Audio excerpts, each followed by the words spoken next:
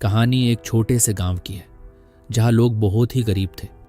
उसी गांव में रोहन नाम का एक लड़का रहता था। रोहन बचपन से ही बहुत होशियार और मेहनती लड़का था।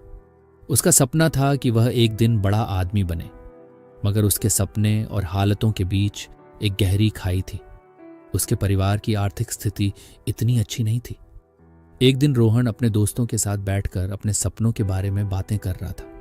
उसने उत्साह से कहा, मैं एक दिन बड़ा बिजनेसमैन बनूंगा। लेकिन दोस्तों ने उसका मजाक उड़ाते हुए कहा, अरे भाई, तुम तो सिर्फ एक गांव के लड़के हो, तुम्हें क्या पता बिजनेस क्या होता है। ये बातें सुनकर रोहन का दिल टूट गया, लेकिन उसने अपने दिल में ठान लिया, कोई बात नहीं, मैं कोशिश करूंगा और अपने सपने को सच करके दिखाऊंगा। रोहन ने छोटे छोटे काम करना शुरू कर दिए। कभी पानी बेचता, कभी दूध। वह जो भी कर सकता था करता रहा। हर दिन उसके लिए एक नई चुनौती होती थी। एक दिन उसने सोचा, अगर मैं अपनी खुद की एक छोटी दुकान खोल लूं तो कैसा रहेगा। उसने जो भी थोड़े बहुत पैसे जमा किए थे उनसे एक छोटी सी दुकान खोलने का फैसला किया। जब उसने अपने परिवार को इसके बारे में बताया तो उन्होंने कहा, यह सब तुम्हारे बस की बात नहीं है, इसमें तुम्हारा समय और पैसे दोनों बर्बाद होंगे।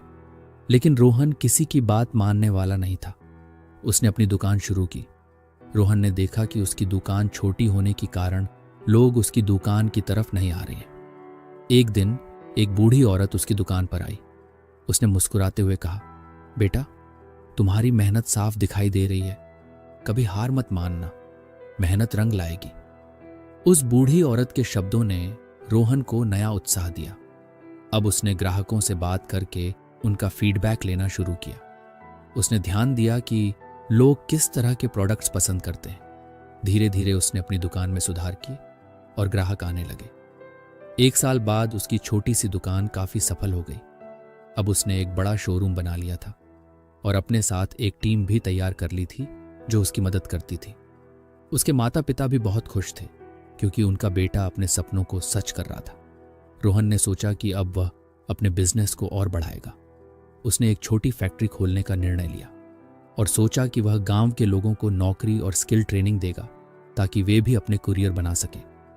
फैक्ट्री खोलने के बाद कई नई चुनौतियां सामने आईं, लेकिन रोहन ने हिम्मत नहीं हारी।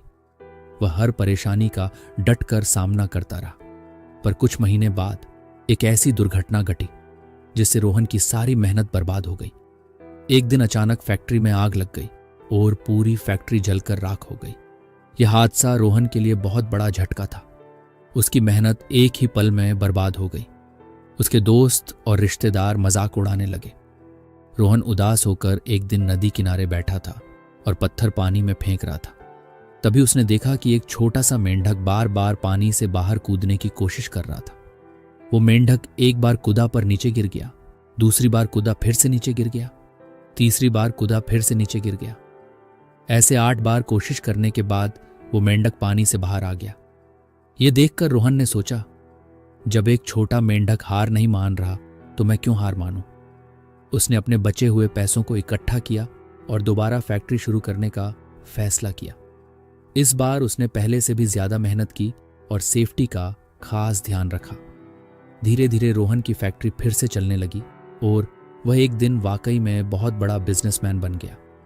रोहन की कहानी हमें यह सिखाती है कि चाहे कितनी भी मुश्किलें क्यों ना आए, खुद पर विश्वास रखो और कभी हार मत मानो।